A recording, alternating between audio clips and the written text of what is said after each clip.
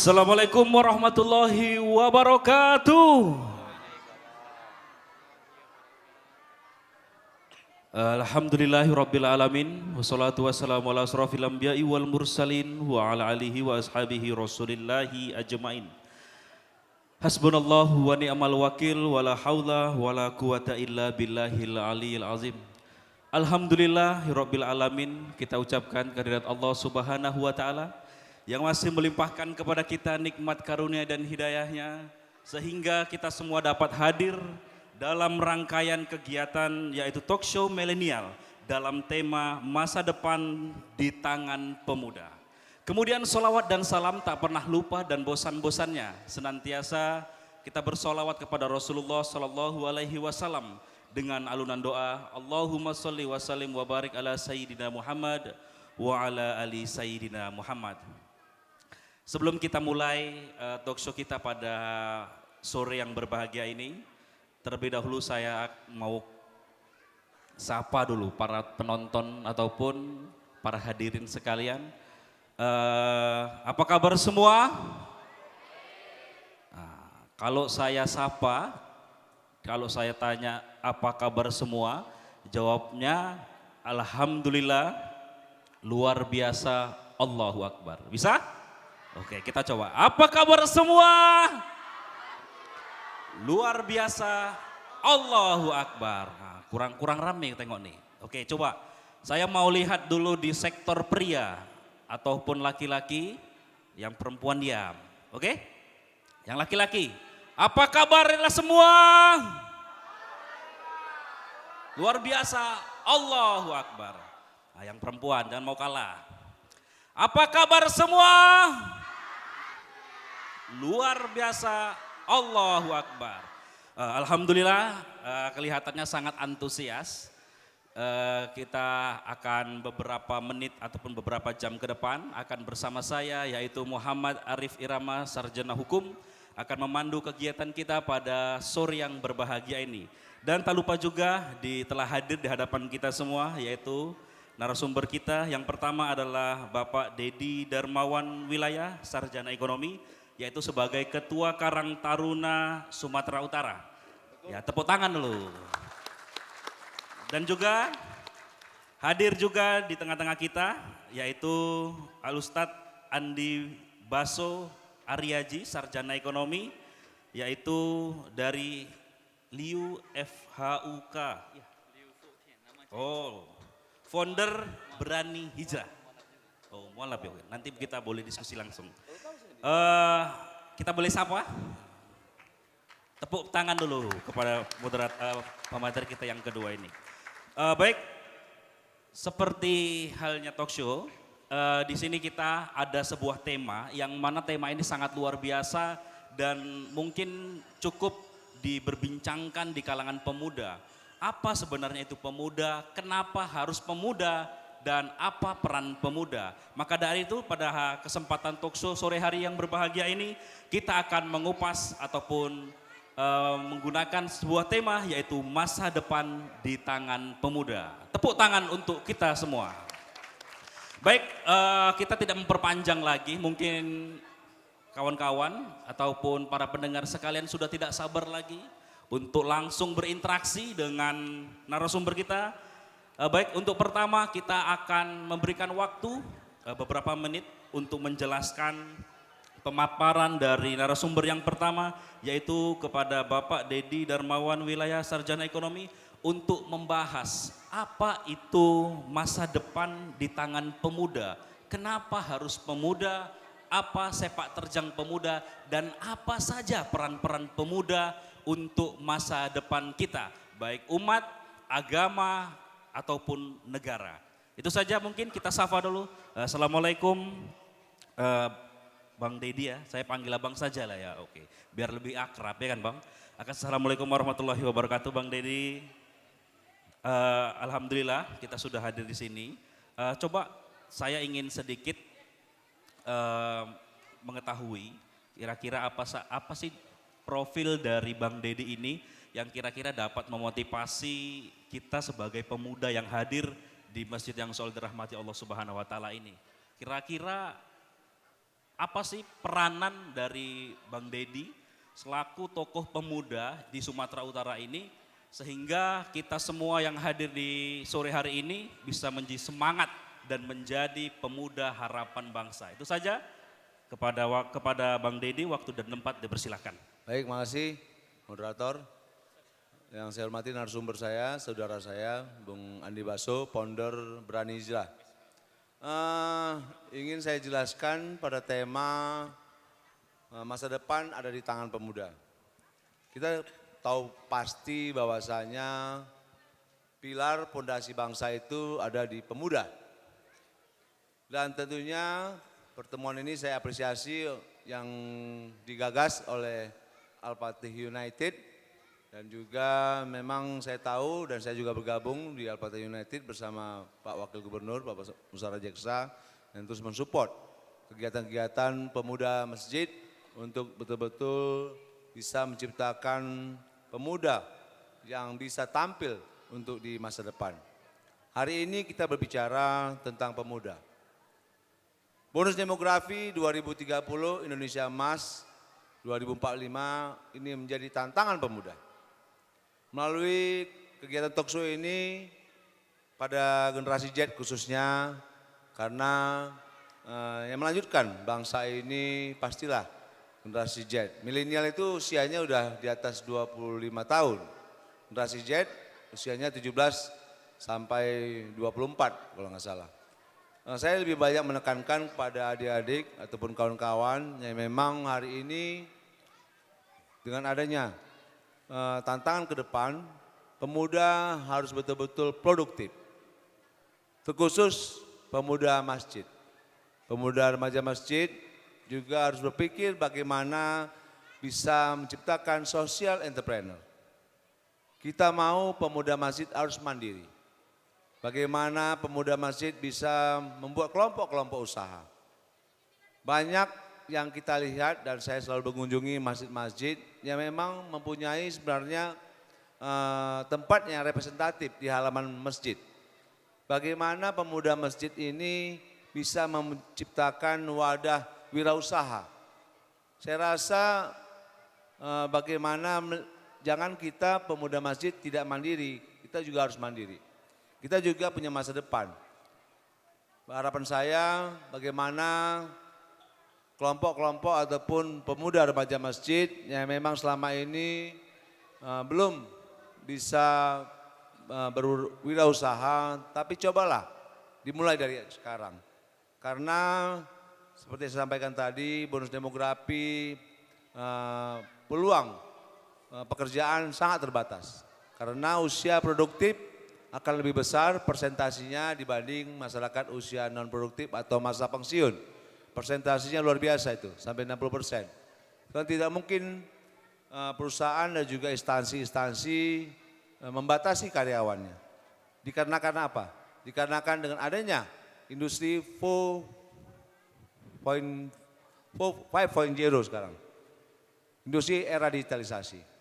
Perusahaan, instansi semuanya menggunakan digitalisasi. Pastinya mengurangi pastinya mengurangi pekerja. Harapan saya terhadap pemuda hari ini, kita jangan ketertinggalan dengan adanya ekosistem digital. Dan kita harus tahu transformasi personality anak-anak sekarang diakibatkan era digitalisasi ini fokusnya sedikit berbeda dengan zaman kita dulu yang memang sekarang persentasi hari-harinya mungkin 70-80% pegang handphone. Dan kita mau bagaimana melalui digitalisasi ini anak-anak belajar yang positif dan kita tahu di Google banyak pembelajaran. Apalagi terkhusus masalah untuk wirausaha. Saya mau kawan-kawan pemuda masjid dan adik-adik semua, walaupun kita tahu akhirat yang kita capai, tapi dunia juga harus kita bisa untuk maju dan berkembang karena di dunia kita bisa berbuat untuk masyarakat banyak dan bisa bekerja untuk bisa membantu kawan-kawan kita dan juga bagaimana pemuda hari ini harus kompak, harus solid, dan bagaimana ada 17 sektor industri kreatif yang bisa menciptakan nilai ekonomi. Kita berpikir dunia karena memang untuk tujuan akhirat. Kalaulah memang hari ini kita terlena ataupun tidak berpikir mau jadi apa ke depan. Mungkin kawan-kawan yang masih kuliah, saya pastikan tidak punya mimpi pasti. Belum tahu mau kemana. Mana yang udah masih kuliah? Ada nggak yang masih kuliah? Ada? Nggak ada nih? Udah tamat semua berarti? Mungkin sebagian siswa sepertinya. Oh, kalau siswa? Yo, mana yang siswa angkat tangannya? Nah, mimpinya mau jadi apa? Belum tahu? Belum tahu. Ini mau jadi apa? Hah? Jadi apa? Dokter? Ya. Dokter. Mau jadi apa? Oh iya, sekarang kita harus punya mimpi dulu. Tanpa mimpi kita tidak punya motivasi untuk bisa belajar, untuk fokus. Mimpi dulu, orang gak bayar kok mimpi. Pada prinsipnya kita mau anak-anak muda harus semangat untuk berpikir mencari peluang apa saja. 17 sektor industri kreatif termasuk barang limbah.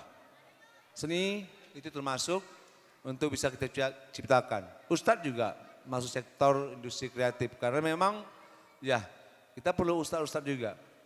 Tapi kepada adik-adik yang memang ada di remaja masjid, harapan saya cobalah ciptakan masjid sebagai wadah wirausaha pemuda muslim. Karena kita mau pemuda muslim harus mandiri. Bentuklah kelompok-kelompok. Saya rasa banyak halaman-halaman masjid yang bisa dipakai dan tentunya haruslah buat konsep proposal program untuk wirausaha.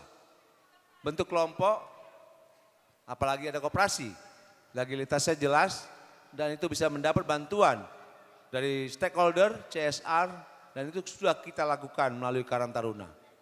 Bentuklah kelompok-kelompok koperasi atau kelompok wirausaha yang memang sekarang Indonesia setelah pandemi Covid negara kita tidak baik-baik saja. Untuk itu saya harapkan kepada adik-adik cobalah kita berpikir terkhusus pemuda masjid dan juga yang memang hari ini belum berpikir tentang masa depannya dari sekarang cobalah untuk belajar. Dan saya mau kita juga harus menciptakan inovasi-inovasi, ide-ide, kreativitas-kreativitas yang memang harus kita kerjakan untuk bisa menciptakan nilai ekonomi. Kita mau pemuda hari ini harus bisa menjadi visioner di bidangnya. Mungkin adik-adik, kawan-kawan pasti punya talent masing-masing. Talenta kita pasti ada, cuman belum dikembangkan. Hari ini kita cobalah berpikir kalau memang perlu untuk membuat kelompok, silakan saja untuk saya bisa bantu dalam hal wirausaha dan pelatihan-pelatihan yang kompetensi yang memang dibutuhkan di era bonus demografi ini. Pasti kita kalau sekarang maaf SE itu kayaknya enggak gitu apa Ustaz. Tapi kalau kita punya kompetensi mau perbengkelan, konveksi ataupun tata boga itu kan bisa pasti apalagi ditekuni ya, barista misalnya. Saya rasa itu bisa menjadi pegangan kita untuk diri kita dalam hal kemandirian untuk masa depan. Mungkin itu pembuka dari saya. Makasih. Assalamualaikum warahmatullahi wabarakatuh. Waalaikumsalam warahmatullahi wabarakatuh. Baik, terima kasih. Kami ucapkan kepada narasumber kita yang pertama yaitu Abangda Dedi Darmawan Wilayah Sarjana Ekonomi. Baik, cukup menarik pembahasan ataupun pembuka dari Abangda Dedi tadi ya. Yang intinya tadi ada beberapa kalimat yang saya tangkap yang cukup menarik. Bermimpilah, karena mimpi nggak bayar, gratis ya. Ya Bang ya, mimpi itu gratis. Jadi kita boleh bermimpi. Akan tetapi ingat, mimpi itu harus kita jadikan kenyataan. Motivasi, betul.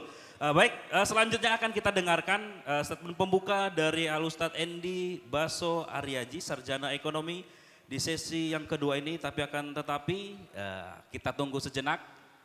Standby musiknya? Waduh, gak standby musiknya. Gak standby? Oke, baik, kita langsung saja. Kita akan dengarkan paparan sebagai statement pembuka dari Alustad Andi Baso Aryaji selaku founder Berani Hijrah. Pembukanya yaitu yang akan dibahas yaitu masa depan di tangan pemuda. Apa itu pemuda menurut Ustadz Andi? Bagaimana peranan pemuda? Apa saja masalah-masalah pemuda milenial saat ini? Itu saja kepada Alustad Endi Baso Aryaji Andi Baso Aryaji Sarjana Ekonomi, waktu dan tempat dipersilakan. Monggo Ustadz. Cek, 1 juta. Iya, dekat Bang Dedi ini harus merasa kaya ya, Masya Allah. Karena beliau ini pengusaha yang sukses, yang tajir, kaya juga hatinya insya Allah. Masya Allah. Assalamualaikum warahmatullahi wabarakatuh.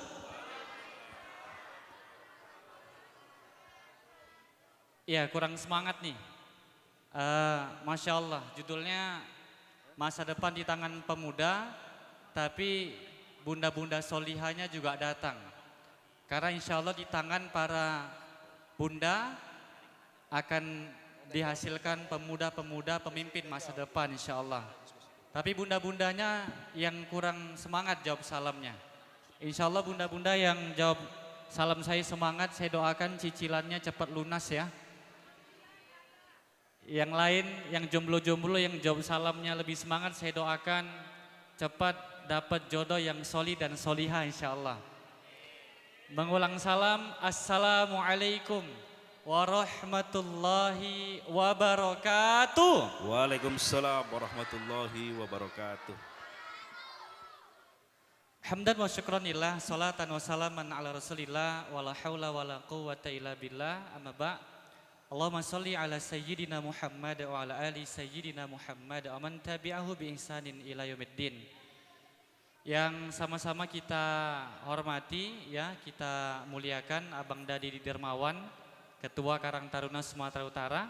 Kemudian yang nggak ada disebut dari tadi kayaknya nih MC kita ya, MC kondang Ustadz Muhammad Arif Irama SH, pengurus BKPRMI Sumatera Utara.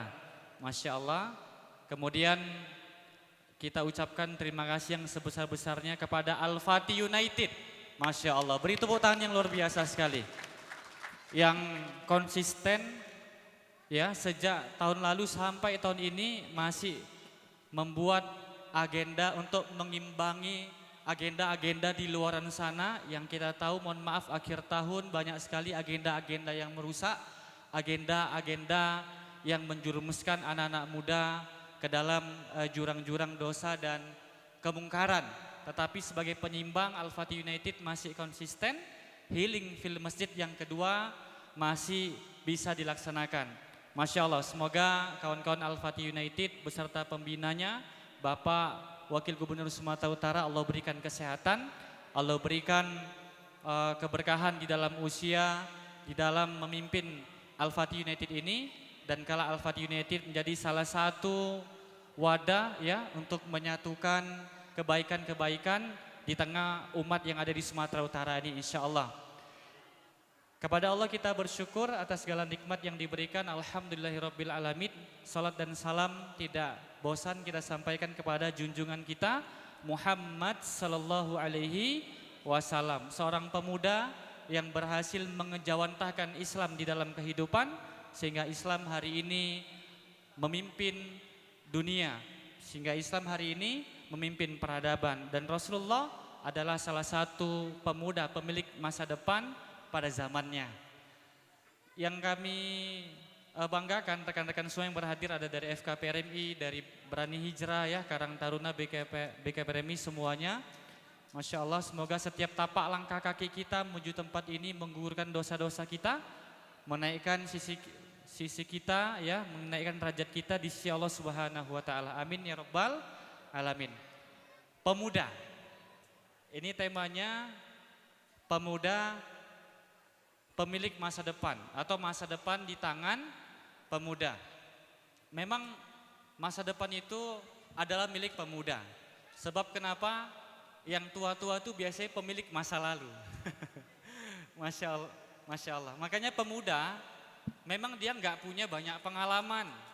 Sebab dia orang yang minim masa lalu. Tetapi pemuda di pundaknya banyak harapan sebab dia pemilik masa depan. Inilah pemuda yang Allah Subhanahu wa taala gariskan dalam Al-Qur'an surah Ar-Rum ayat yang ke-54. Kata Allah, a'udzubillahi minasyaitonirrajim. Allahul ladzi khalaqakum min dha'fin tsumma ja'ala min ba'di dha'fin quwwah tsumma ja'ala min ba'di quwwah dha'fa wa syaiba yakhluqu ma yasha wa huwal alimul qadir. Di ayat ini tidak ada Allah Subhanahu wa taala menyebutkan kata pemuda. Hanya saja Allah menjelaskan Allahul ladzi khalaqakum min dha'fin. Allah yang menciptakan manusia kita semuanya dalam keadaan dha'fin, dalam keadaan dhaif, dalam keadaan lemah. Kemudian setelah lemah Allah jadikan kita kuat. Setelah kuat Allah jadikan kita lemah kembali dan beruban, rambut memutih. Yakhluqu ma yasha. Kehendak Allah lah menciptakan semuanya. Wahwal alimul qadir, dan Allah maha kuasa, maha mengetahui. Hadirin sekalian, dari sini kita bisa simpulkan definisi pemuda. Tadi Ustadz moderator kita, Ustadz Arif menyampaikan apa sih definisi pemuda? Apa sih pengertian pemuda?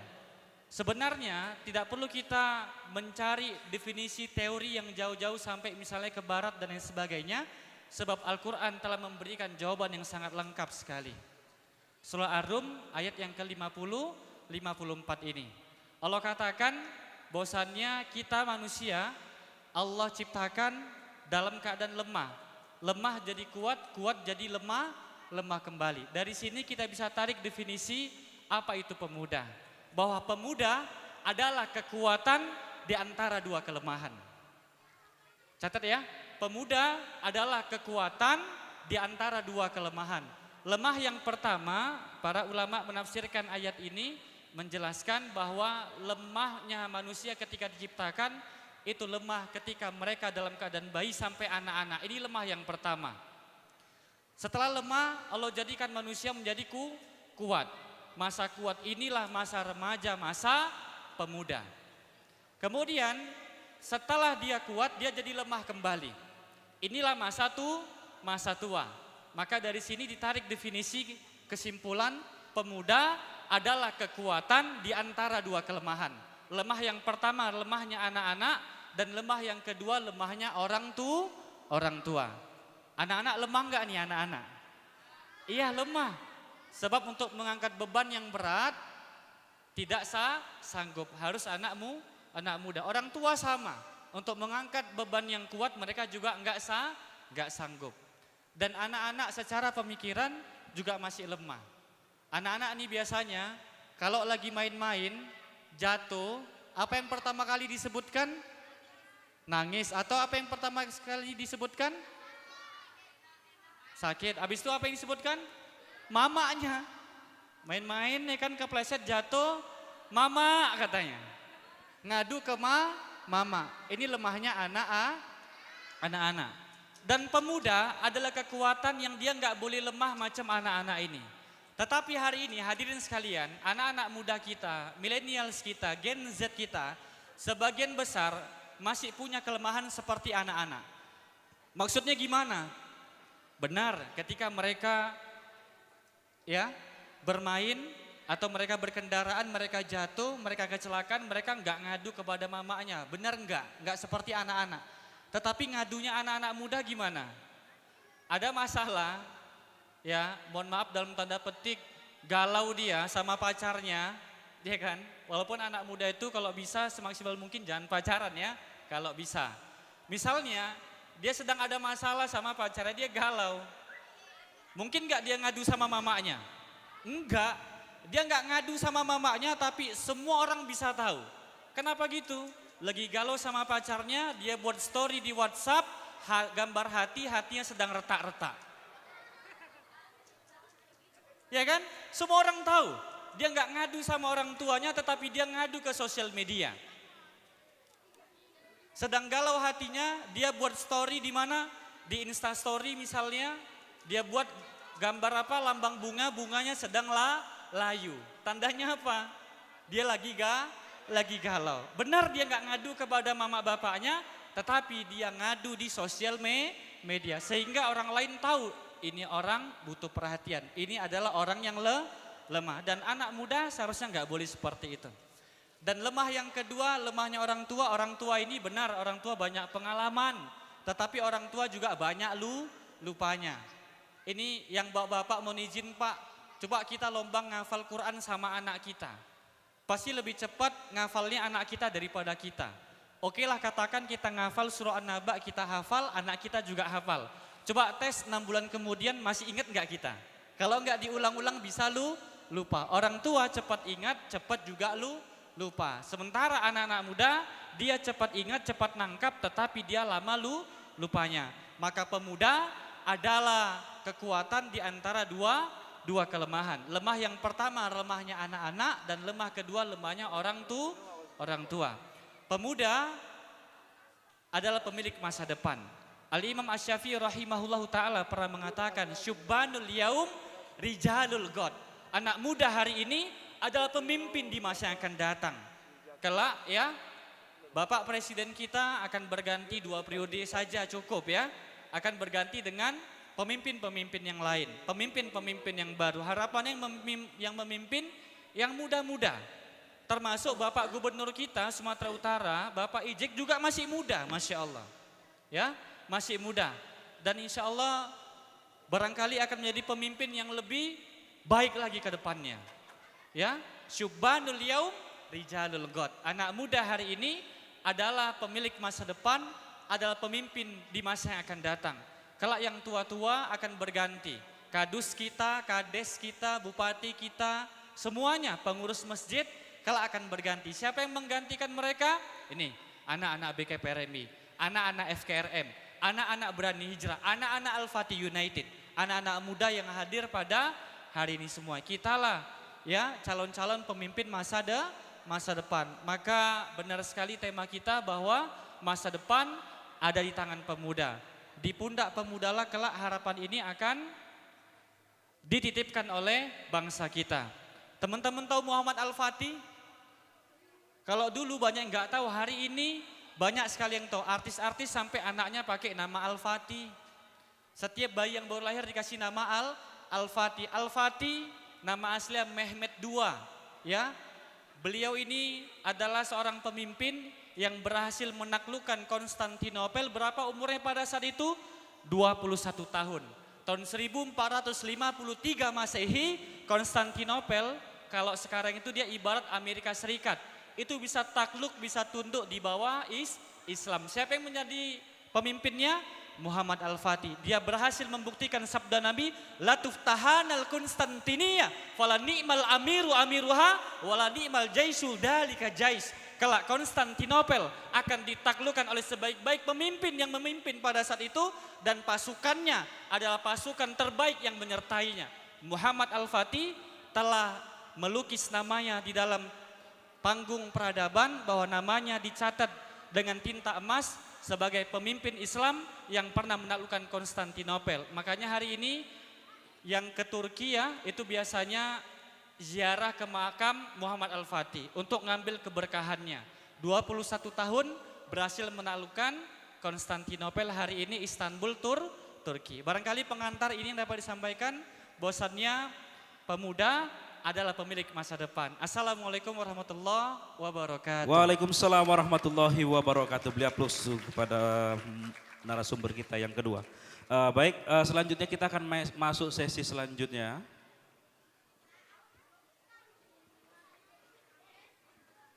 yaitu kita akan sesi interaksi ya. Ustadz boleh dipegang mic-nya, kita langsung berdiskusi saja. Tadi ada sedikit yang saya ambil dari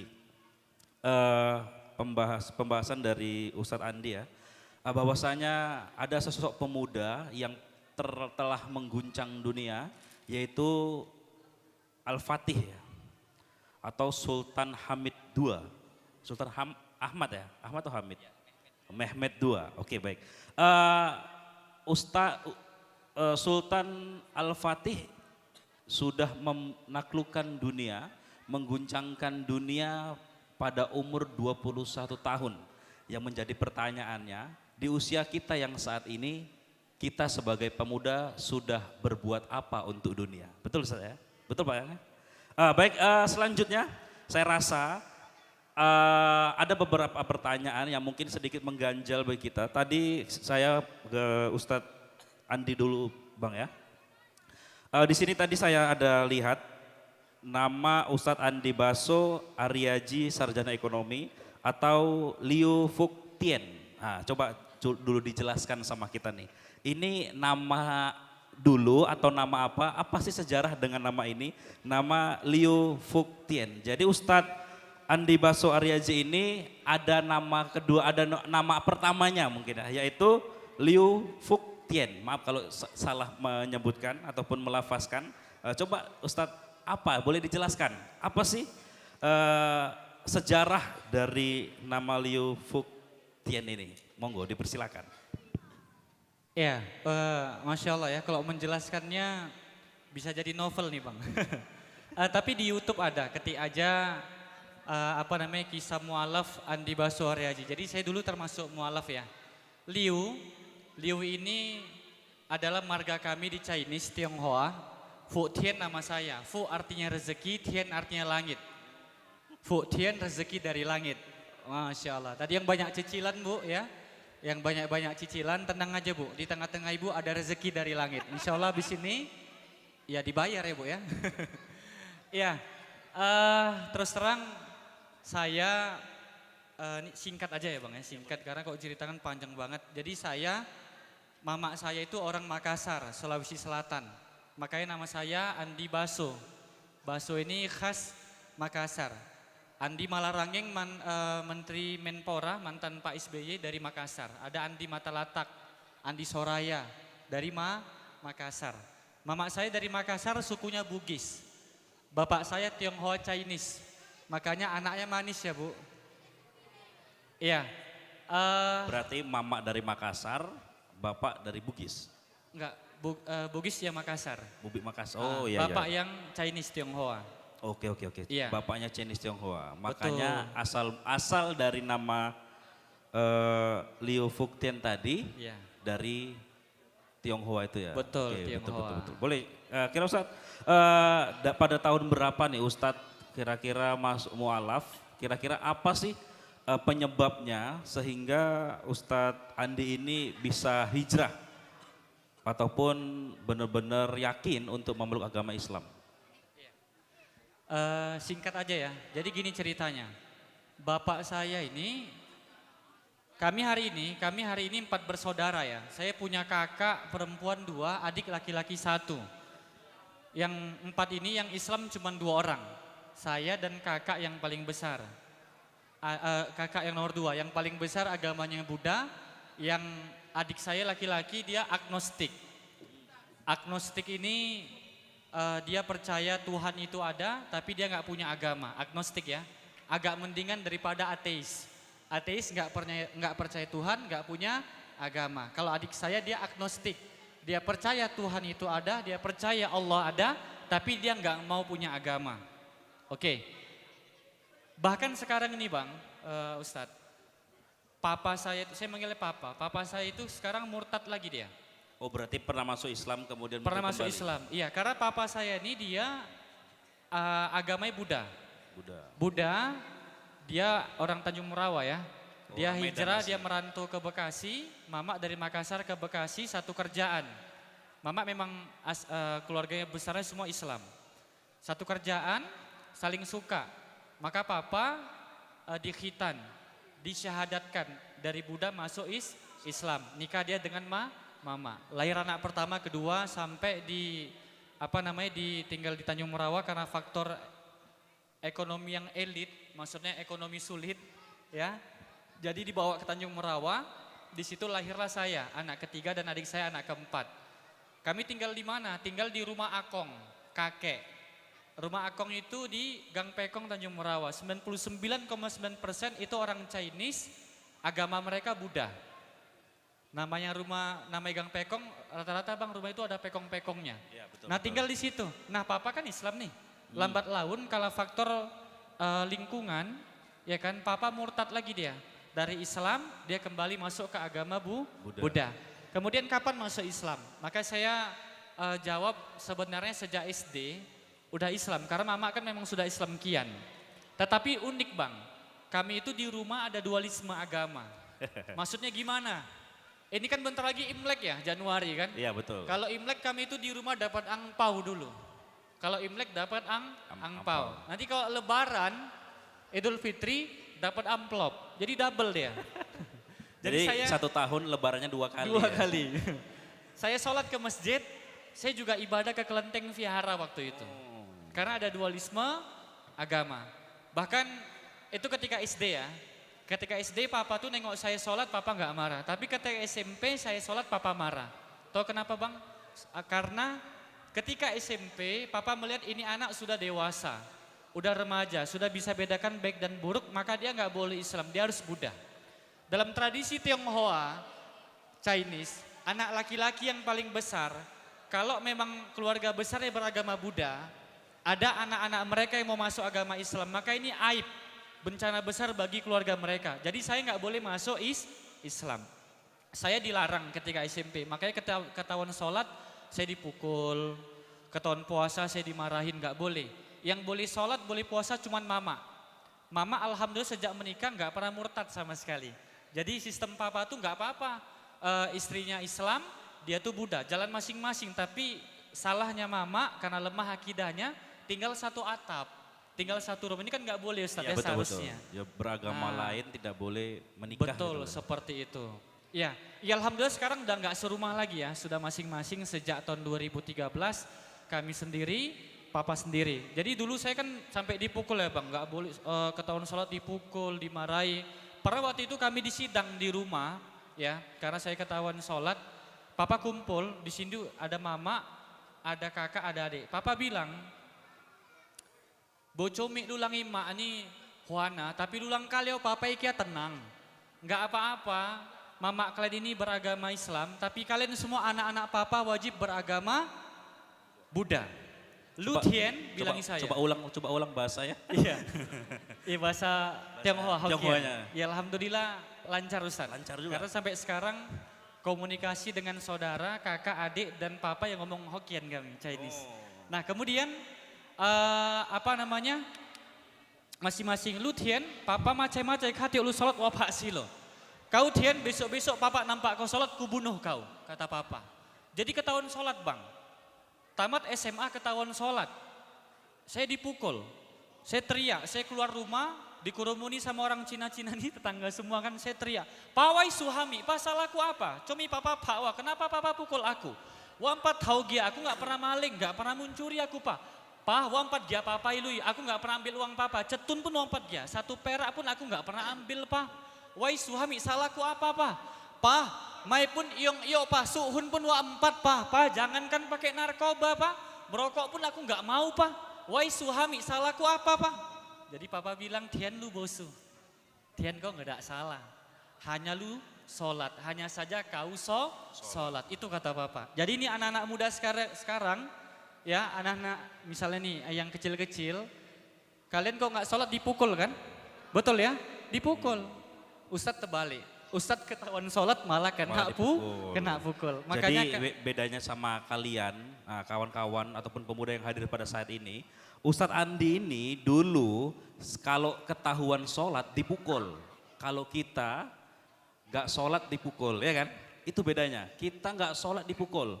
Ustadz Andi sholat pun dipukul, cobalah kalian bayangkan tuh. Kira-kira itulah tadi ya gambarannya dari Ustadz Andi saat ini maaf kita potong Ustadz Andi. Selanjutnya itu tadi sejarah singkat dari nama Liu Fuktien. Berarti marganya ini apa nih marganya? Liu. Oh Liu itu marga. Berarti kalau orang Chinese itu marga di depan. Oh beda dengan kita orang Batak, marga ada di belakang. Oke baik, selanjutnya saya ingin mau beralih ke Bang Dedi Darmawan Milaya.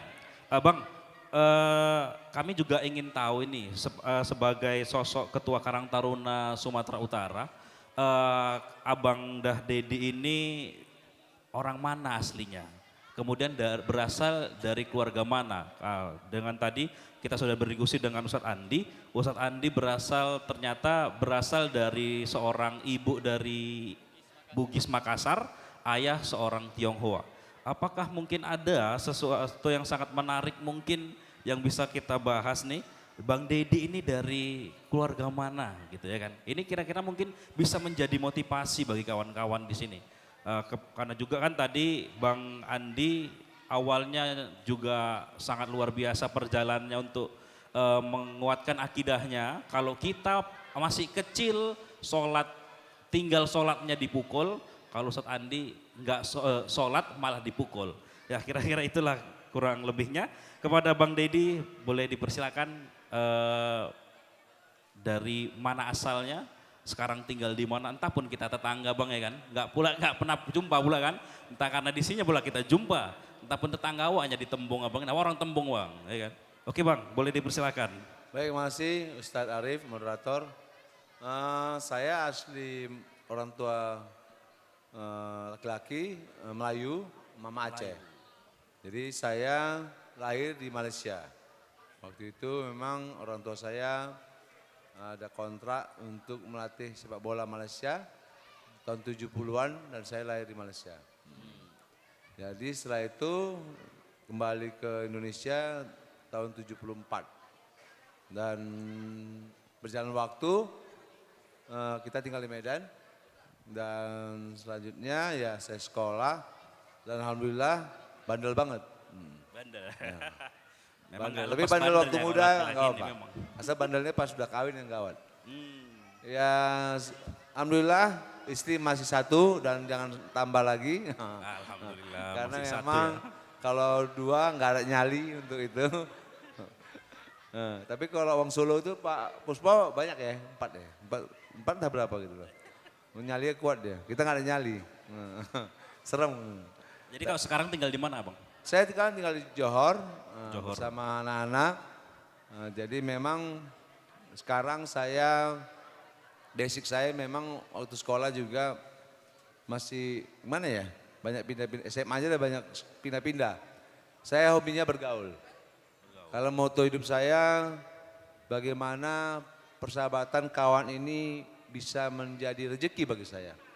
Dan saya terus akuin dan saya sampaikan kepada istri saya hidup dari pergaulan. Kebetulan saya memang dari selesai SMA saya langsung ikut orang tua saya kontraktor. Jadi memang jiwa saya tidak mau kerja sama orang. Saya mau mandiri. Saya mau mengatur waktu saya sendiri tanpa diatur ataupun waktu saya dibatasin oleh perusahaan ataupun orang-orang pimpinan saya yang memang niat saya dari awal saya mau bebas. Bebas dalam hal wirausaha apapun itu dan alhamdulillah dengan adanya pergaulan saya yang selama ini saya pernah tinggal di Bali 4 tahun, di Malaysia 1 tahun, waktu udah itu ya masih lajang, di Jakarta saya 1 tahun, mungkin udah kemana-mana juga. Tapi ya pengalaman hidup saya rasakan ternyata networking atau perkawanan itulah modal hidup kita. Dan silaturahmi itu adalah rezeki bagi hidup kita. Makanya saya berharap pada generasi muda sekarang cobalah dengan adanya transformasi organisasi, dengan adanya kelompok-kelompok pemuda hari ini kita harus berpikir bagaimana menciptakan wadah pemuda sekarang melalui organisasi untuk memunculkan social leader menciptakan pemimpin-pemimpin ke depan. Dan saya pastikan kepada kawan-kawan, terkhusus pemuda atau milenial yang memang anti dengan politik, alergi dengan politik. Padahal hari ini pemuda harus tampil di kancah politik. Saya pribadi dan kebetulan sahabat saya, Wakil Gubernur Bapak Musara Jeksa itu kami berteman sudah dari mungkin 30 tahun dari SMP kelas 3. Jadi kami memang anti banget dengan politik. Kami memang pengusaha dan beliau juga ya akhirnya karena menjadi Wakil Gubernur dan mendapat kedudukan menjadi ketua partai, itu rupanya ada manfaatnya. Beliau juga sering menyampaikan bahwasanya kalau kita tidak ikut berpolitik, orang baik tidak ikut berpolitik, orang jahatlah yang akan menguasai dan juga tentunya tidak ada orang-orang kita yang duduk di legislatif untuk bisa menyalurkan aspirasi masalah-masalah sosial yang ada di tengah-tengah masyarakat. Ya, baik. Tanpa kita duduk legislatif aja kita selalu berbuat. Terkhusus kepada Yayasan Haji Hanif. Saya tahu betul mungkin mobil pembersih-bersih itu sebelum Pak Ijek Wagub mungkin 20 tahun kali Iya, ya. betul. Saya tahu betul mengikuti perkembangannya dan sekarang mobil pembersih-bersih itu sampai Bali lagi. Bali, di Jawa juga. Alhamdulillah. Hampir menyeluruh ke seluruh Indonesia. Mudah-mudahan apa yang diberikan oleh almarhum Bapak Haji Hanif itu bisa bermanfaat untuk umat Islam. Dan ini menjadi motivasi kita bersama seorang Pak Ijek yang sudah mapan, sudah sudah memang pengusaha sukses, tapi hari ini diikut berpolitik untuk kepentingan umat dan kepentingan masyarakat. Ya, baik. Selanjutnya ini berkaitan dengan seorang pemuda, boleh langsung dua dan langsung dijawab bersambungan. Dalam dunia pemuda kita juga tidak pernah lepas ataupun tidak pernah lepas dari ruang lingkup pendidikan. Benar kan, Bang? Kira-kira di dalam dunia pendidikan ini, kira-kira apa sih motivasi untuk anak-anak ini? Kira-kira kalau masih berpendidikan nih, atau Abang Dedi sama Bang Andi dari maaf cakapnya dulu geografi pendidikannya itu alumni mana gitu, bisa dimantau kawan-kawannya, ada pula yang satu alumni kan, satu pondok atau bagaimana. Tapi kalau dengan saya sendiri, saya alumni Pondok Pesantren Mustafawiyah Purba Baru di Mandailing Natal, 7 tahun, dan saya tamat dari SD, saya lahir di Labuhan Batu, rantau perapat, tamat SD langsung merantau ke Mandailing Natal di Pondok Pesantren Mustafawiyah 7 tahun. Setelah dari Mandailing Natal saya pindah ke Deli Serdang ataupun Tembung. Ya. Ini cukup berkaitan karena bandel-bandelnya pemuda itu maaf cakapnya kita lebih sering menghabiskan bandel itu di masa sekolah. Yang tawuran lah, yang pacaran lah, yang pokoknya di umur kita sekolah kita kayaknya sudah ngerasain semua jenis bandel gitu.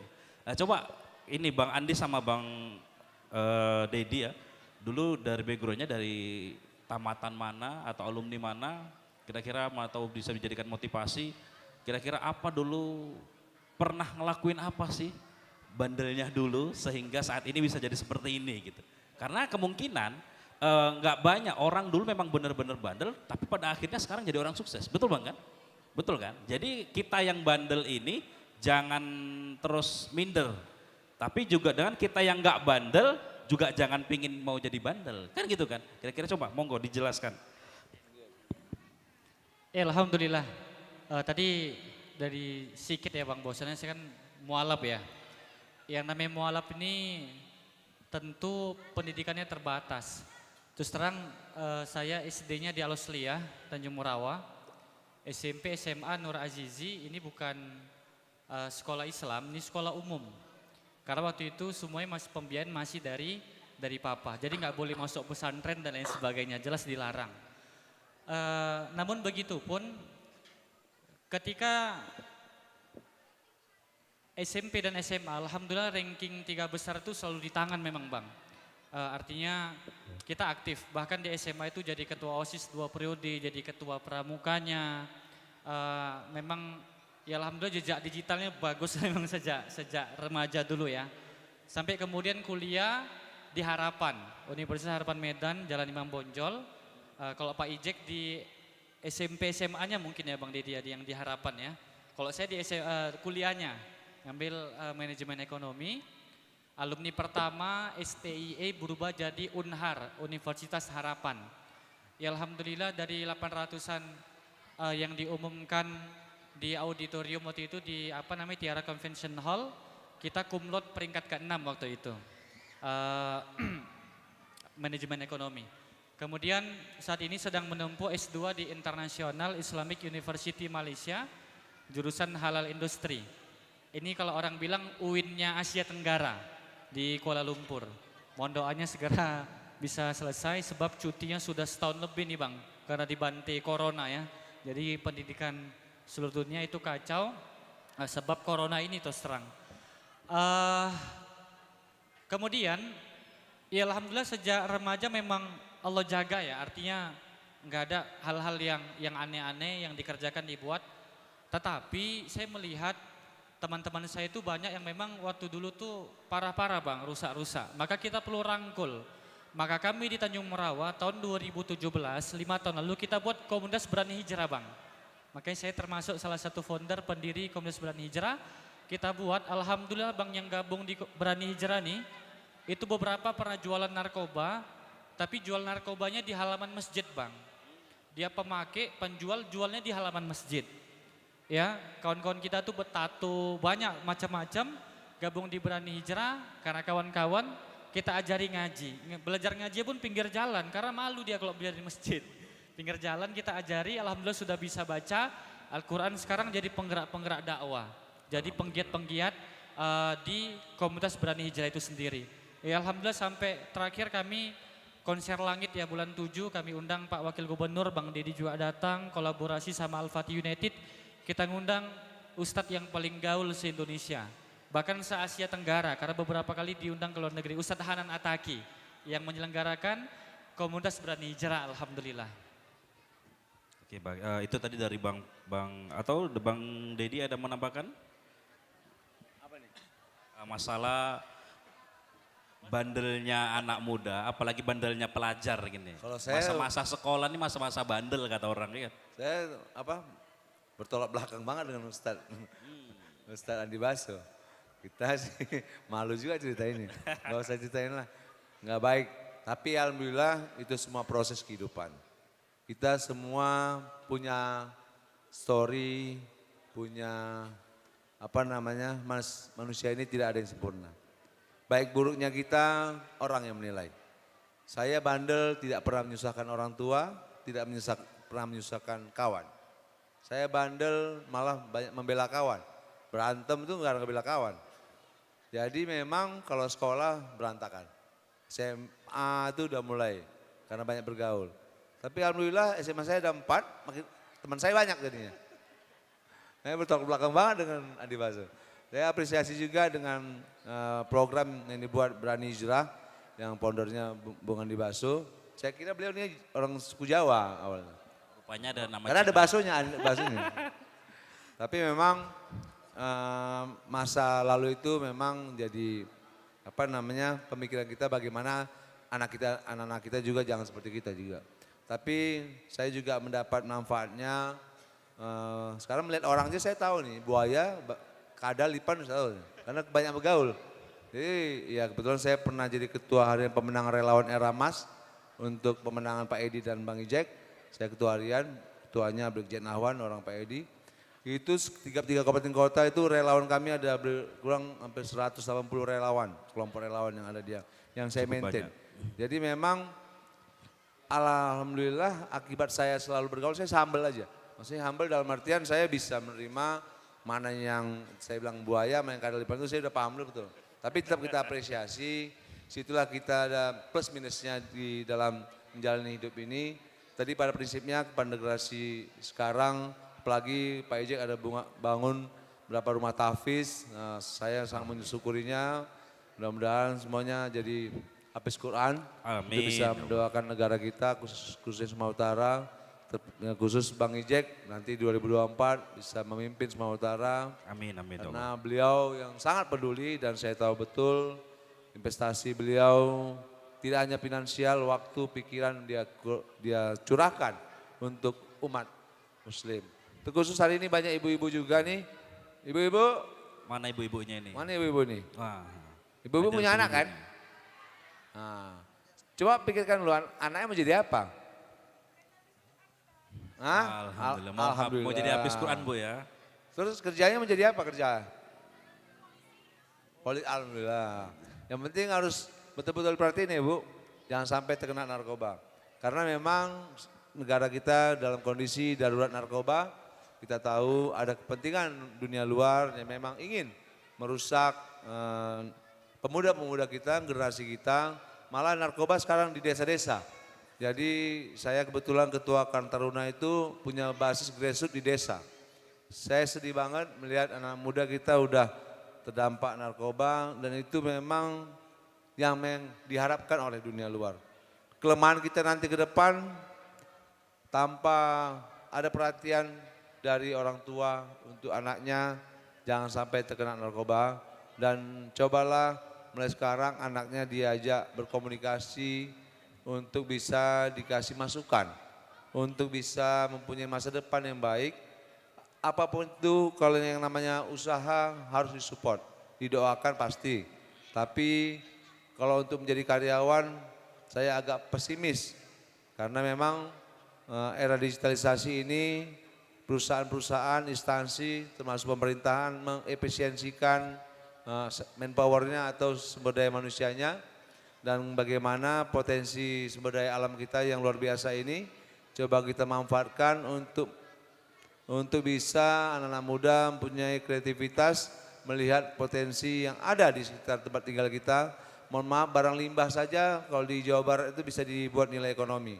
Misalnya kayu aja sepotong bisa dia buat interior asbak dan lain sebagainya.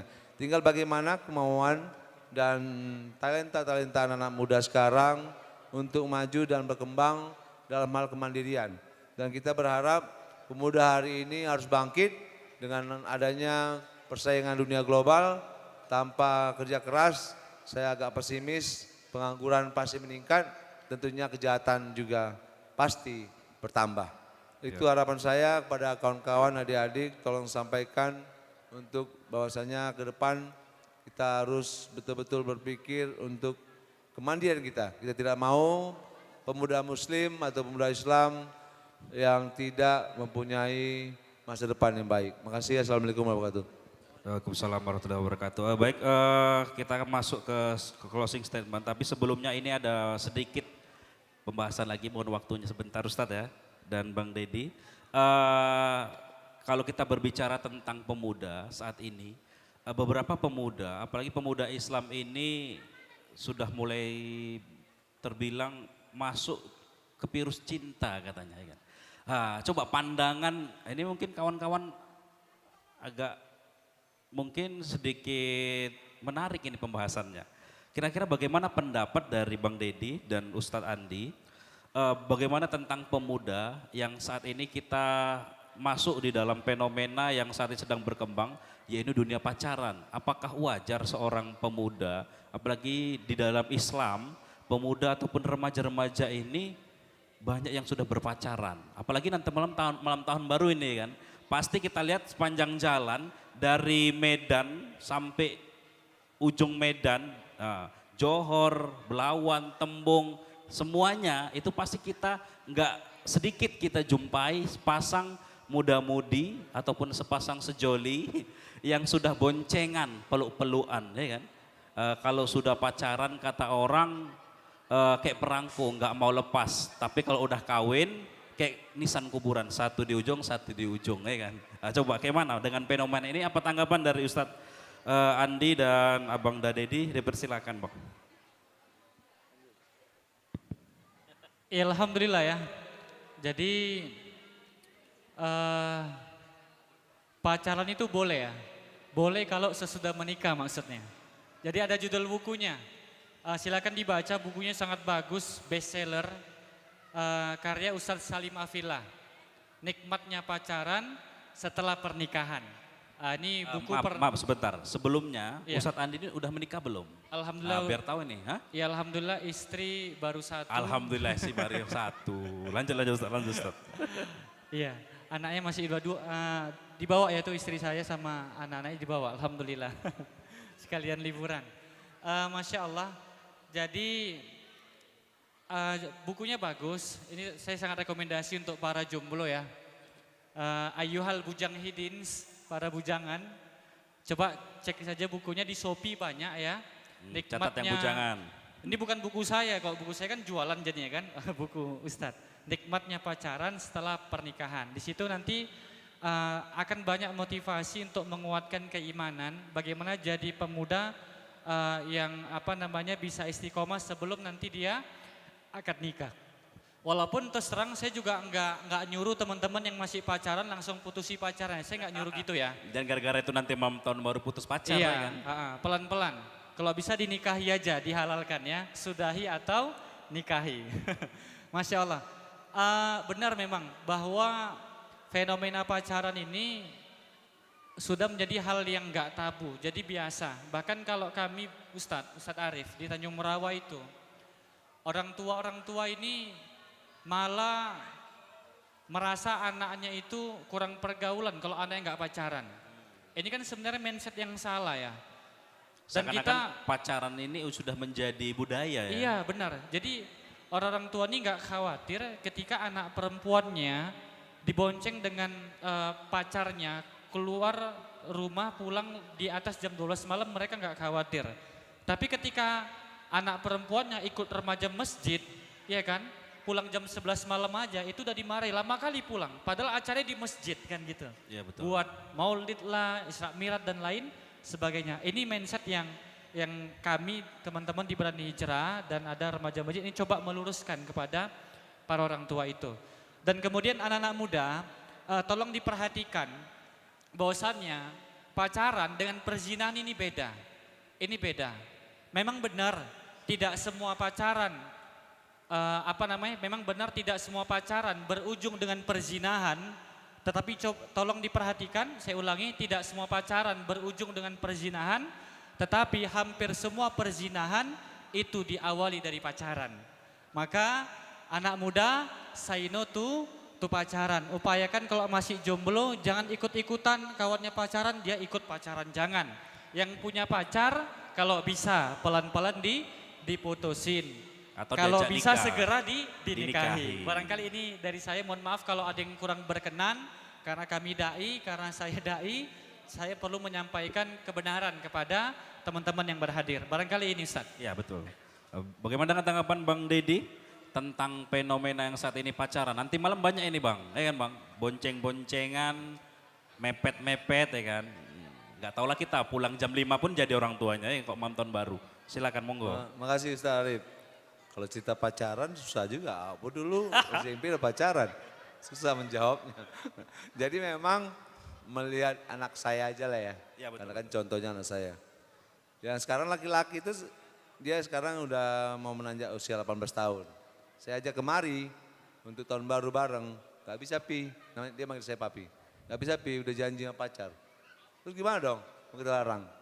Pasti kan dia berontak, ya kita paham juga kondisi era Zaman modern ya, ini. zaman Zaman, perkembangan zaman. Karena kita juga flashback ke diri kita dulu, ya itu tadi, ya pacaran juga banyak juga, playboy lah ya pas saya.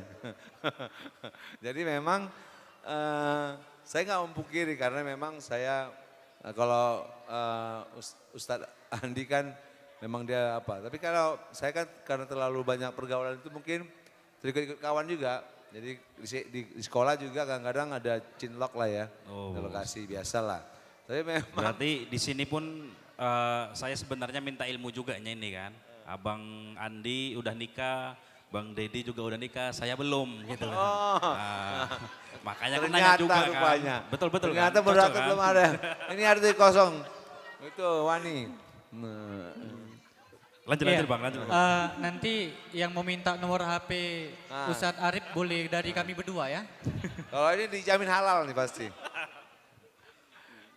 Baik, lanjut Bang. Jadi memang serba salah. Yang penting bagaimana kita bisa berkomunikasi dengan anak-anak setelah dia keluar rumah harus diajak komunikasi secara baik-baik karena anak sekarang susah dikerasin Ustadz. Jadi harapan saya kepada orang tuanya, ibunya terkhusus karena memang ibunya yang selalu di rumah. Kalau saya kan selalu keluar kota juga kan. Jadi harapannya ya saya terbatas pas weekend. Tapi ya geramnya itu tadi kita mau ngomong, dia pegang handphone mulu. Jangan kan pas dia ngomong, makan aja, dinner aja, misalnya makan malam bareng, kita kan pengen ngobrol-ngobrol tuh. Kan momennya dimakan malam gitu loh, misalnya makan atau sarapan gitu. Enggak api taruh di sambil gini makan, gerem gak? ya. Rasanya mau ku campakan aja pun tuh. Ya, Itulah memang anak itu sekarang. fenomena saat ini. Iya, itulah memang. Nggak tahu waktu, mau pagi, mau sore, mau malam, kalau udah punya pacar PC, bahkan tidur pun Iya, PC, ya iya. kan? Tapi itulah kondisi zaman now-nya memang sekarang mindset. Kita berharap mindset anak-anak muda memang itu harus kontrol dari orang tua. Karena anak-anak sekarang juga udah semenjak ada Android ataupun memang bahayanya ada situs-situs porno ada apa itu yang kita khawatirkan. Saya sih sangat mengkhawatirkan itu karena memang itu yang merusak pemikiran anak-anak tentang berhubungan pacaran ataupun yang lain-lain. Harapannya kita doakan mudah-mudahan generasi kita nanti, anak-anak kita nanti bisa menjadi hafiz Quran dan menjadi Amin. yang Oke baik, terbaik. Bang sebagai sudah 1 jam tak terasa, kita masuk ke sesi terakhir. Ya sesi ini sebelum kita masuk closing statement dari sebelum kita masuk ke sesi terakhir yaitu closing statement dari narasumber kita pada sore hari yang berbahagia ini, kita akan berikan waktu kepada para hadirin untuk memberikan pertanyaan seputar tentang yang sudah kita diskusikan tadi dari awal seputar mungkin sudah cukup panjang ya kita diskusi ya. Sudah kurang lebih 1 jam kita sudah berdiskusi tentang masa depan di tangan pemuda. Kalau pemudanya bagus maka masa depannya bagus. Kalau pemudanya jelek maka masa depannya juga jelek. Itu juga kita berikan waktu untuk beberapa kawan-kawan. Mungkin kita kasih kesempatan 2 orang saja ya. Seteringat waktu, 1 dari laki-laki, 1 dari perempuan. Monggo yang mau bertanya kita persilahkan. Oke. Boleh operator beri mic-nya yang mau bertanya? Bang, mic bang. Operator. Iya, ini kakak yang cantik depan nih mau nanya. Boleh tapi berdiri kayaknya, bang, berdiri kak. Iya, kayaknya Ustadz Arif nanyanya ke Ustadz Arif tuh bukan Bang ke operator kami. bang, kasih mic yang mau nanya. Iya. Ustadz Arif, kayaknya kakak itu mau nanyanya ke Ustadz bukan ke kami kayaknya. Wow, ke saya? Waduh bahaya nih. Belum selesai nih soalnya. Tolong mic man-nya kakak ini mau nanya. Ini yang main hadroh kemana nih? Udah mau tutup nih. Masya Allah, ini yang megang mic ini juga masih jomblo nih, Ustadz Ihsan. Itu bang. Oh ini tokoh Ibu-ibu. penggerak Al-Fatih. Yang nanya nih, Kakak itu dulu nih. bertanya. Masya Mana Allah. tadi? Oh. Ustadz Ihsan langsung bagi Sebutkan mic nih. nama, alamat. Itu saja, baru pertanyaannya ya. Oke, monggo. Assalamualaikum warahmatullahi wabarakatuh. Waalaikumsalam warahmatullahi wabarakatuh. Tanpa mukadimah, Ustadz perkenalkan nama saya Wani. Saya dari Medan. Wali? Wani. Iya, Oh, kalau mau Wani. tahu bintinya nanti pas kobil tuh nikah. Iya. Wani, maksudnya wani nikah Ustadz, Oh, berani gitu. nikah. Wani bin? Oh, enggak ya, nggak usah. Bintinya masih dirahasiakan. Oh ya, nanti aja, Takutnya nanti didoakan aja. di sepertiga malam pula Ustadz. Ah, Ya, Ustadz, Lanjut. saya berasal dari kota Medan. Tadi kebetulan rombongan dengan Ketua Dedi juga. Ada pertanyaan, tapi buat Ustadz Andi. Pokoknya Oke. pertanyaan itu tidak mengarah kepada saya kepengen jadi istri kedua, enggak kok, tenang aja. Biar sedikit, ini kan nggak tegang gitu. Kadang-kadang kan tadi materinya terus berjalan gitu kan. Nah, Ustadz Andi saya mau bertanya, tadi kan tema kita itu terkait tentang milenial. Bagaimana pemuda kedepannya bisa menjadi penyongsong atau penonggak negeri kita di Indonesia sendiri. Saya pernah dengar istilah negeri khilafah. Ya, di mana memang saya bukan wanita salihah atau seperti yang mungkin dibayangkan, tapi saya pernah baca itu katanya nantinya tuh pemuda-pemuda yang bakalan beranjak dewasa, belajar ilmu agama yang begitu sangat didalami, menganggap Indonesia nanti akan dibuat seperti negara khilafah, walaupun kita tahu ideologi dasar negara kita adalah Pancasila. Bagaimana Ustadz Andi Baso menanggapi ini? Itu pertanyaan untuk Andi Baso. Yang kedua untuk pertanyaan untuk ketua saya nih. Ya, Dua-dua kena rupanya, untung saya enggak. iya, soalnya narasumbernya cuma 2 Ustadz. Iya, moderatornya nanti saya tanya di layar belakang aja. Waduh, tolong ya asisten. Oke, kepada... Oke, saya mau tanya buat ketua saya, Ketua Dedi, yang sebagai Ketua Karang Taruna Sumatera Utara, tips buat anak muda, Ketua, bagaimana bisa mencapai impiannya lewat bagaimana lihat era-era disrupsi, dan semakin kita lihat juga Society 5.0 ini sudah mengubah konsep berpikir. Nah, coba kasih tips kepada kami yang milenial ini, karena juga saya masih 22 tahun, mungkin saya butuh nih tips dari Ketua bagaimana cara mengatasi era-era disrupsi di era pemuda. Terima kasih. Mungkin kepada Pak Moderator. Kena juga rupanya. Kena juga rupanya. Saya nggak mau bertanya. Oh ya, lanjut. Cuman mau kasih tips. Oh boleh. Iya, Kena tips. rajin-rajin sepertiga malam. Subhanallah. Kalau ada yang ditargetin gitu kan, langsung didoain gitu. Tapi jangan pernah letakkan harapan besar kepada manusia, karena manusia adalah sumber kekecewaan. Terima kasih. Assalamualaikum warahmatullahi wabarakatuh. Luar biasa, beri tepuk tangan dulu.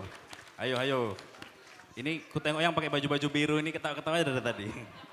Oke lanjut, kita langsung jawab saja, biar enak ya kan. Nanti ngulang-ulang pertanyaan lagi. Langsung saja Ustadz dan Bang Dedi untuk menjawab pertanyaan dari saudari kita tadi. Waktu dan tempat dipersilahkan. Ya, Alhamdulillah, Masya Allah ya, ini pertanyaannya berkaitan hal yang sensitif di Indonesia ya, tentang khilafah. Bosannya tadi saya kurang nangkap ya, maksudnya anak-anak muda yang rajin ngaji, rajin apa nanti tiba-tiba mau negakkan khilafah, maksudnya gimana tadi Kak? Coba boleh diulangi, izin sekali lagi gitu. Ya teriak aja Kak Bapak.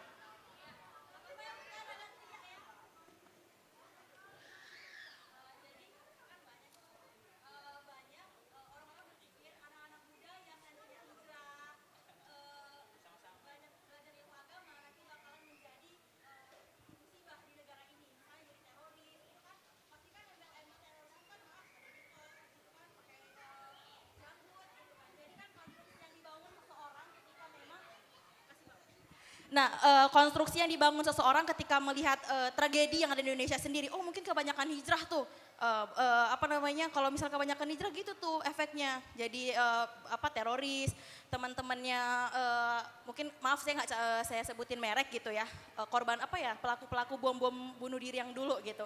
Nah, dari Ustadz sendiri sebenarnya menurut saya itu gini, bagaimana bisa mengubah stigma masyarakat ketika para pemuda-pemuda itu hijrah. Agar tidak ada istilah-istilah, oh ini habis hijrah nanti jadi sesat nih, malah ngelawan orang tua. Maaf, orang tuanya udah nggak pakai hijab, terus tiba-tiba dia nasihatin orang tuanya gitu.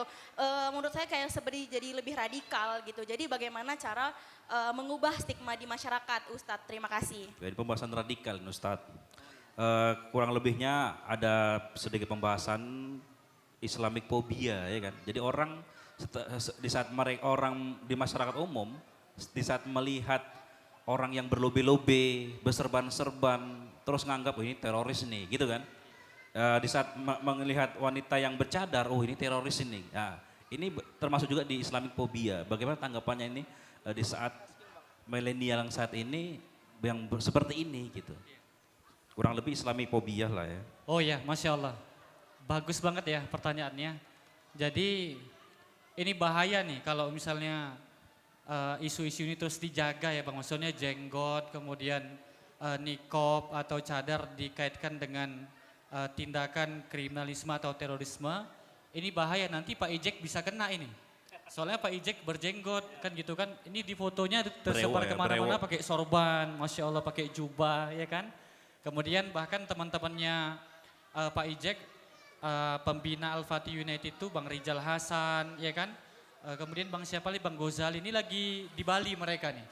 Khuruj fisabilillah 40 hari, itu kami tahu istri mereka tuh pakai cadar gitu kan, termasuk istri saya. Jadi sebenarnya ini adalah stigmatisasi atau monsterisasi Islam untuk menjauhkan Islam sebagai identitas ideologi dari individu sendiri. Sebenarnya kalau kita cinta kepada Islam, maka stigmatisasi ini nggak boleh muncul. Dan kami terus terang kalau kami diberani hijrah, ini terus terang secara pakaian kita nggak kayak teman-teman ini, nggak jubah, nggak gitu-gitu kali. Makanya saya kayak gini kan, gini aja setelannya. Bahkan untuk acara Tolsioni saya bilang, Bang Deddy kok bisa foto kita yang nggak usah pakai peci gitu. Bang Deddy mau kirim yang pakai peci fotonya, yang nggak usah pakai peci Bang, ini kan pemuda, milenial. Saya pakai peci. Iya, jadi ini hanya stigmatisasi. Ada sebagian kecil kelompok barangkali di Indonesia atau di luar negeri yang coba pengen menjauhkan Islam itu dari pemuda. Jadi insya Allah anak-anak muda kalau dia rajin ke masjid, dia ikut komunitas hijrah, digabung Al-Fatih United, maka dia akan jadi lebih baik. Ketika dia akan jadi lebih baik, maka dipastikan gak mungkin jadi teroris. Karena teroris itu bukan ajaran Islam. Bahkan dalam perang sendiri Muhammad Al-Fatih ketika berhasil menaklukkan Konstantinopel, Turki hari ini Istanbul, itu gereja katedral yang sempat sudah jadi masjid ya sekarang ya, itu nggak dihancurkan Bang, tapi dibiarkan. Bahkan dibeli oleh Muhammad Al-Fatih, dibeli itu gereja, kemudian dirubah jadi masjid. Kemudian kejayaan dipergilirkan, dikuasai lagi oleh Imperium Barat, maka kemudian gereja masjid itu dirubah lagi jadi gereja. Kemudian dibuat jadi museum. Kemarin masa Presiden Erdogan, ya kan, Hagia Sophia itu kemudian dirubah lagi dari museum sekarang jadi masjid. Jadi artinya insya Allah Islam yang kita bangun adalah Islam yang rahmatan lil alamin. Saya tertarik Piala Dunia Ustadz. Ya, Piala Dunia Qatar adalah Piala Dunia yang paling banyak ditonton oleh para Ustadz Bang Deddy, terus terang. Jadi betul. Ustadz-Ustadz, Saya juga nonton tiap malam. Masya Allah, kiai-kiai itu nonton Piala Dunia di Qatar. Apa yang dituduhkan Barat, bosannya Qatar itu termasuk terorisme, ya kan? Karena di situ ada Profesor Dr. Yusuf Kordowi, kan gitu kan, yang sudah wafat. Ada negara teroris, pendukung teroris dan sebagainya. Tapi ini terbantahkan semua Kak. Kita bisa buka data, bisa buka CNN dan lain sebagainya, BBC misalnya, bahwa ternyata di Qatar itu supporter-supporter yang non-muslim dari berbagai belahan dunia, ketika mereka datang ke Qatar, habis mereka nonton pertandingan bola, keluar dari stadion, mereka berinteraksi dengan warga muslim Qatar yang notabene bercadar, yang notabene berjenggot. Ternyata mereka mendapati orang Qatar itu santun, orang Qatar itu lembut. Sehingga kita bisa tengok beritanya viral di mana-mana, ribuan supporter yang non-muslim itu syahadat masuk Islam. Masya Allah. Takbir. Allahu Akbar. Dan ini dibuktikan Qatar. Tidak ada minuman keras, tidak ada LGBT, ditolak oleh Qatar. Dan ini juga kenapa Qatar nggak bisa diintervensi. Karena seperti yang disampaikan oleh Bang Deddy, kita penting jadi pengusaha, penting jadi orang kaya. Qatar negara kaya, nggak bisa diintervensi Bang. Kalau katanya LGBT nggak boleh, alhamdulillah nggak boleh. Dan dunia menyorot Qatar, walaupun dia udah kalah di awal, tapi dia telah berhasil memenangkan hati kaum muslimin seluruh dunia. Ya, betul, termasuk Maroko misalnya Bang. Ya, Maroko ini kan negeri pencetak ulama. Ustaz Abdul Somad alumni Maroko, ya kan? Nah, apa yang dibuat Maroko? Ketika mereka menang selebrasinya sujud. Kalah sujud juga. Menang atau kalah artinya dari Allah, mereka bersujud. Bahkan ketika menang mereka cium kening orang tuanya. Ini bukti birrul walidain yang paling utama. Kita Ustadz, kita ke mimbar-mimbar, kita teriak-teriak, kita sampaikan kepada umat, birrul walidain, patuhi mama kalian, cintai ibu kalian. Tapi Maroko nggak perlu pakai teori, dia praktek di lapangan ketika menang mengalahkan Portugal dan negara lainnya, dia ajak ibunya joget tengah lapangan, dicium kening ibunya. Ini ciri-ciri Islam rahmatal lil alamin. Jadi tuduhan-tuduhan, stigmatisasi Islam itu teroris, Islam itu radikal ketika dia rajin ngaji dan sebagainya, ini adalah Islamofobia yang tidak ada dasar sama sekali. Hemat saya gitu Kak, wallahu a'lam. Assalamualaikum warahmatullahi wabarakatuh. Waalaikumsalam warahmatullahi wabarakatuh. Selanjutnya langsung saja Bang, dilanjutkan jawaban dari Bang Deddy tadi. Ya tadi Wani menanyakan tentang Society 5.0 era digitalisasi. Tips ya. Ya itu ya pertanyaannya. Nggak salah. Iya Wan ya? Tips, Eh, tips, Tipsnya? tips. Tipsnya manfaatkan digitalisasi untuk kita mengetahui apa yang mau kita pelajari dari digital tersebut atau dari Google. Di Google semua ada. Mau belajar apa aja ada. Mau tahu tentang sejarah ada, mau belajar masalah masak atau tata boga ada, semuanya ada. Tapi bisnis ke depan saya pastikan bisnis digital sangat menjanjikan. Saya harapkan juga kepada kawan-kawan, adik-adik yang hari ini walaupun jadi hafiz Quran tapi harus ngerti juga dengan kondisi dunia yang memang ketergantungan dengan digital. Salah satu contoh kepada ibu-ibu yang memang pelaku-pelaku UKM, kita sekarang harus memasarkan produk melalui marketing digital. Kita tidak perlu sewa toko sekarang. Cukup jualan melalui marketing digital. Marketing online misalnya. Makanya sekarang banyak marketing seperti Lazada, Shopee. Shopee pasti belanja semua nih Shopee ini. Itu kan pasti kan Bu. Jadi memang anak-anak kita tolong diarahkan untuk tergantung kemauan sih. Bisnis ke depan adalah bagaimana anak kita mempunyai keahlian dalam hal digitalisasi. Dia bisa buat konsep, konsultan, programmer, dan desain produk dan lain sebagainya.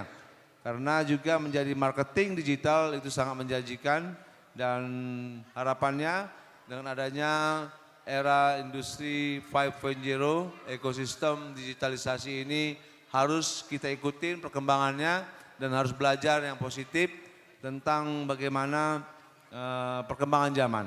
Dan pastinya kalau kita tidak mengetahui perkembangan zaman kita akan tertinggal dan tentunya pastinya kita akan menjadi penonton di negeri sendiri yang kita tahu Sumatera Utara mempunyai potensi sumber daya alam yang ada.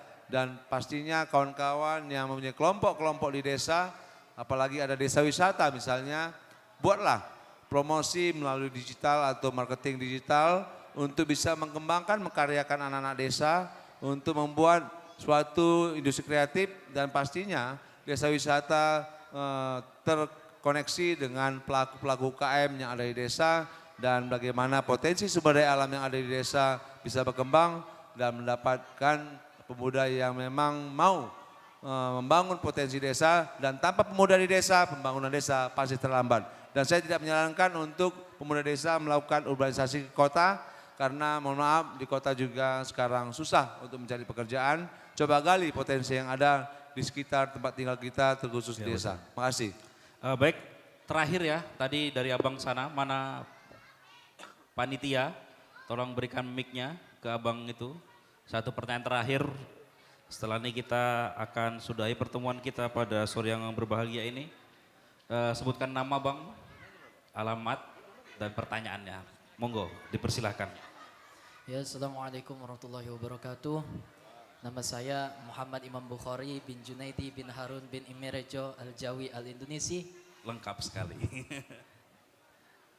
Lahir tahun 99, ingin bertanya kepada Ustadz Dedi, bagaimana cara kami ini yang pemuda-pemuda ini untuk bisa jadi kaya? Karena kami harus, karena para milenial Islam itu pemurah.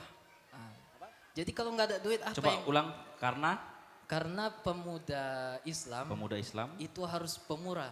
Kalau nggak ada finansialnya, apa yang harus dipemurahkan? Dan juga untuk Ustadz Andi, apakah rahasianya kok bisa Ustadz sholat sementara orang tua melarang?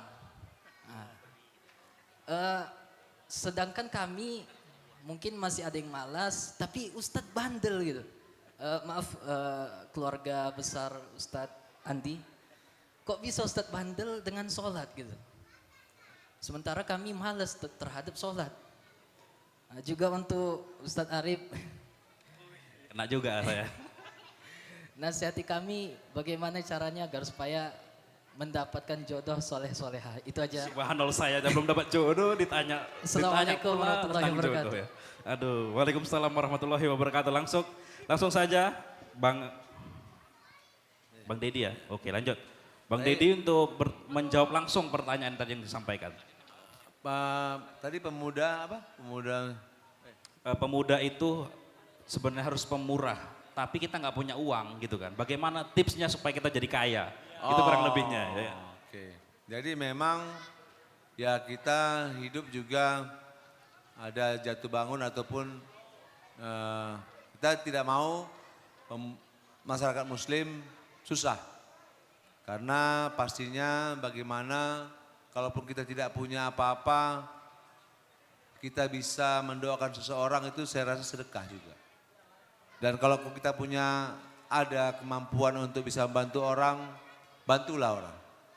Enggak ada istilahnya kita sedekah itu bisa jadi miskin. Bagi saya, apalagi nama saya ada dermawannya. Saya susah banget untuk itu.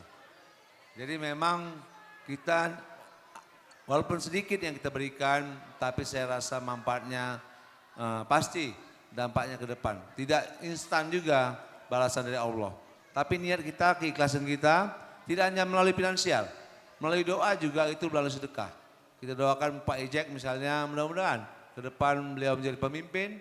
Dan harapannya juga pada adik-adik. Yang penting walaupun belum hari ini belum bisa, belum mampu dan belum mempunyai finansial, coba digali apa keahlian yang ada di diri kita. Apa kompetensi, soft skill ataupun yang kita bidangi, yang kita senangi. Tinggal kemauan aja. Kerja keras, pasti harus kerja keras. Karena tantangan persaingan cukup keras.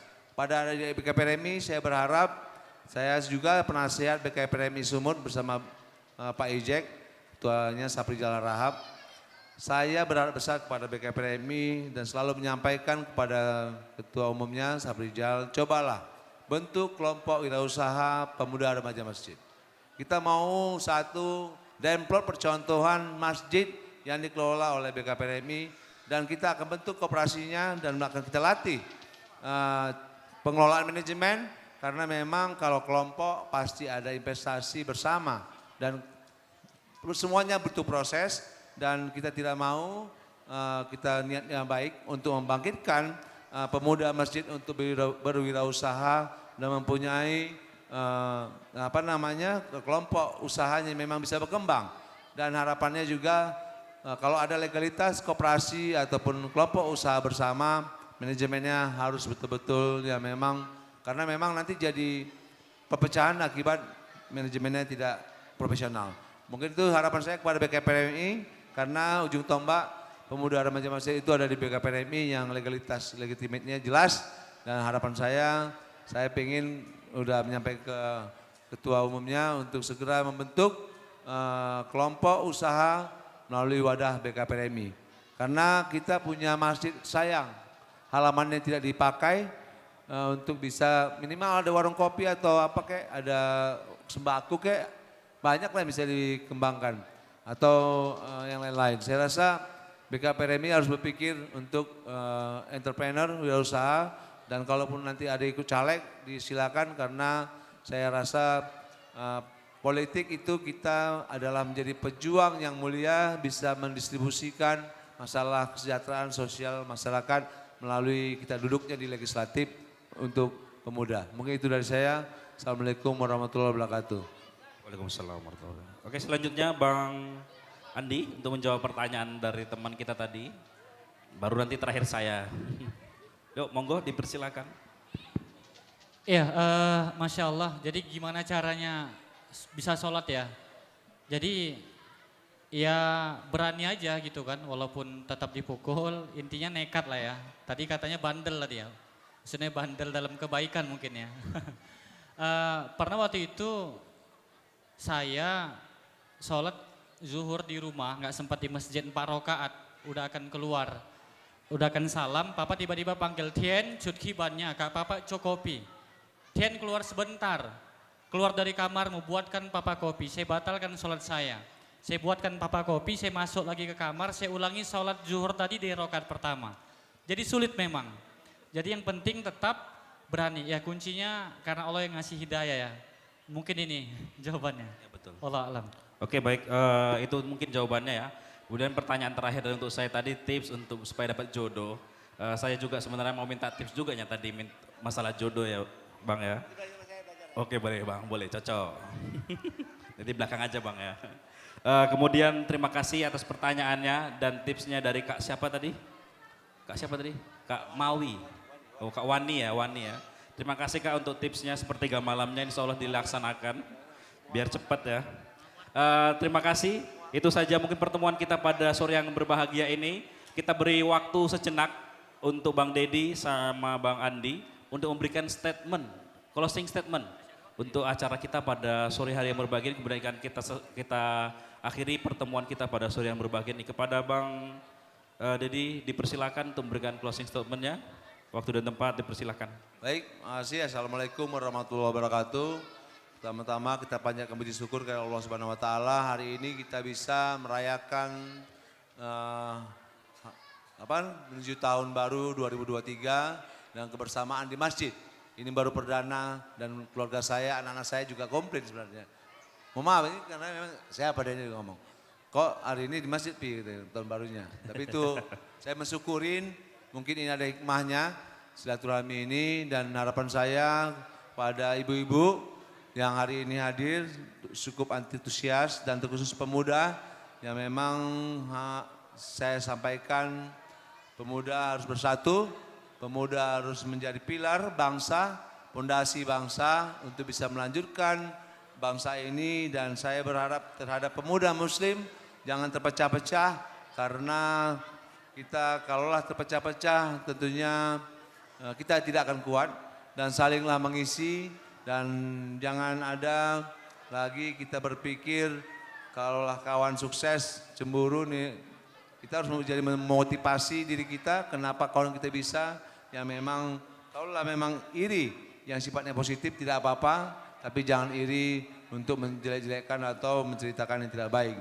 Harapannya hari ini saya berharap besar pada dan berterima kasih kepada penyelenggara support dari Yayasan Haji Anim, Al-Fatih United dan juga Berani Hijrah, Bung Andi Baso dan BKP Remi yang walaupun harusnya ketumnya yang jadi moderator tapi Ustadz Arif luar biasa dan sekali lagi saya ingin kita harus bersatu dan harus berkembang, pemuda muslim harus menjadi pemimpin-pemimpin ke depan. Mungkin itu closing statement dari saya.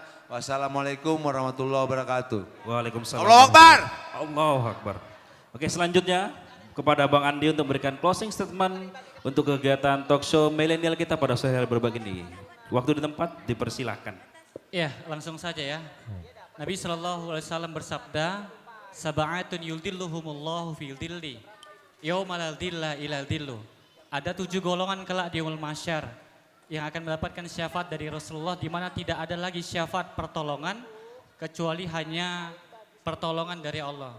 7 diantaranya, salah satunya kata Nabi SAW, wasyabbun nasya'a bi'ibadatillah. Anak-anak muda yang tumbuh dan kembangnya dalam ketaatan kepada Allah. Maka mari kita menjadi anak-anak muda yang taat kepada Allah, kita dekat kepada masjid, dekat kepada para ulama, dekat kepada orang-orang solih, orang-orang baik.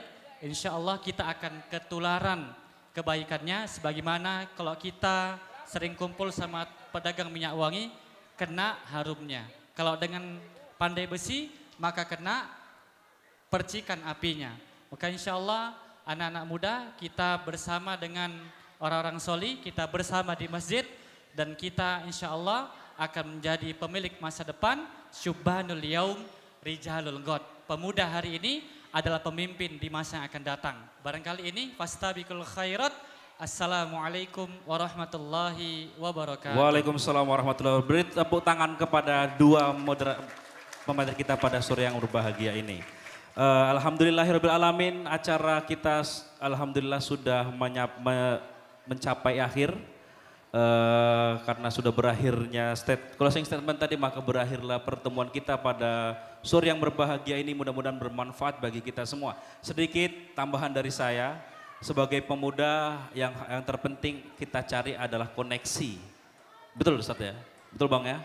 Karena dimanapun kita berada, koneksi juga akan membantu segala upaya yang sudah kita lakukan. Menambah rezeki ya. Relasi dan koneksi, itu yang paling penting. Pemuda, jangan malu untuk bergaul, tetap bergaul karena pergaulan menambah koneksi dan relasi. Itu saja kata closing statement dari saya, kurang lebihnya mohon maaf. Saya Muhammad Arif Irama, sarjana hukum, mohon undur diri. Billahi bisabil haq. Wassalamualaikum warahmatullahi wabarakatuh.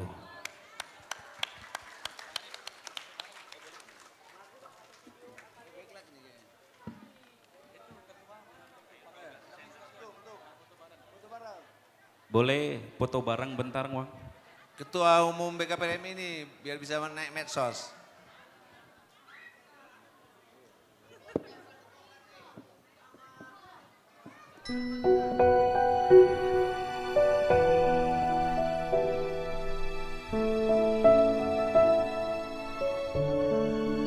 Ya Rasulullah, salam alaik.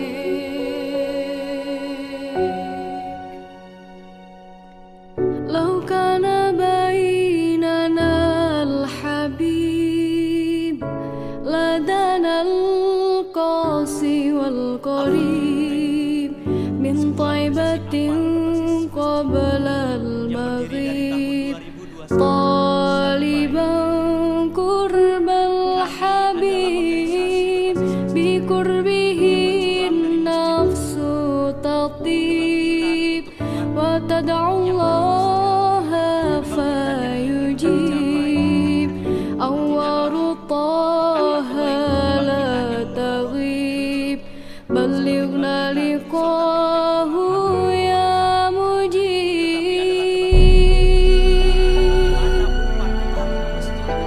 يا رسول الله يا حبيب الله صل عليه Dari para janda yang tua yang memiliki anak yang هدك الكون رحيب رحمة الهادي القريب Yuk anak BKPRMI dulu foto, setelah itu yang lain menyusul kalau mau foto boleh maju ke depan. جوارك الغصن yang anak-anak muda sekarang ya الرقيب فدتك روحي يا حبيب محمد yang lainnya kalau mau foto مكرم boleh segera. الغريب بقربك الروح تطيب يا رحمة للعالمين يا حبيبي يا محمد يا طبيبي